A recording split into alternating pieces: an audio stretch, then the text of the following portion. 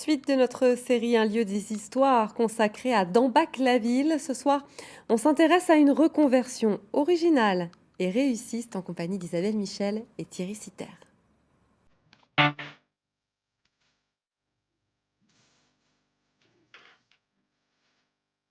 Bonsoir, il y a parfois des déclics dans une vie et des pages qui se tournent. Francis Clogg a longtemps été vigneron ici à Dambach-la-Ville.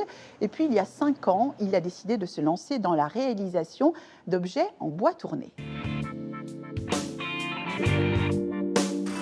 Son atelier, c'est une ancienne cave à vin, entièrement rénovée par ses soins. Francis Clogg a quitté les vignes sans renier son passé. Aujourd'hui, il passe toutes ses journées à tourner. Maintenant, le tournage, c'est devenu une telle passion que ça devient même addictif. Je passe mes journées, mes dimanches à l'atelier. Chaque morceau de bois est différent, selon s'il est jeune ou déjà sec. En tournage, on peut tourner du bois vert. Ça défile beaucoup plus facilement, bien entendu, que le bois qui est tout à fait sec et vieux, quoi. Après, ça dépend des essences également. Pin, chêne, pommier, sapin, tilleul, Francis Clogg travaille toutes les essences.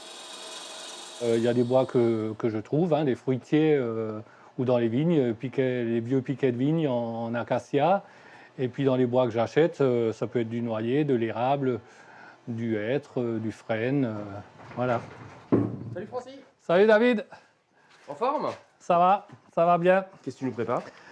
Écoute, je suis en train de faire un gros saladier dans ce morceau d'érable. Regarde, j'en ai fait un hier. Ah, sympa, ouais. Voilà. Ouh, une belle texture, ouais.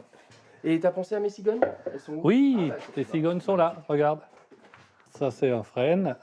Je suis vraiment admiratif de ce qu'il fait et surtout de ses finitions.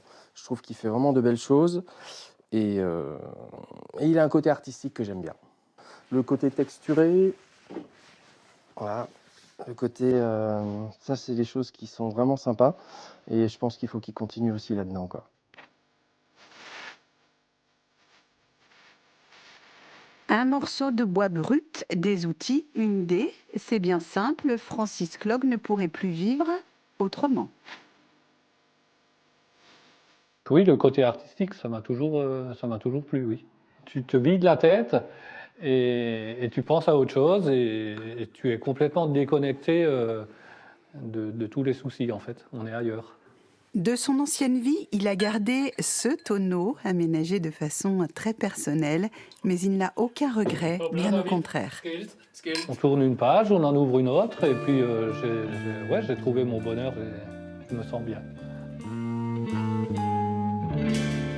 Voilà, c'est terminé pour ce 3e épisode de notre série Un lieu des histoires consacrée à Dambach-la-Ville. Demain, tout autre chose. Nous nous rendrons à la chapelle Saint-Sébastien qui a une histoire bien particulière. Elle appartient à 32 familles du village.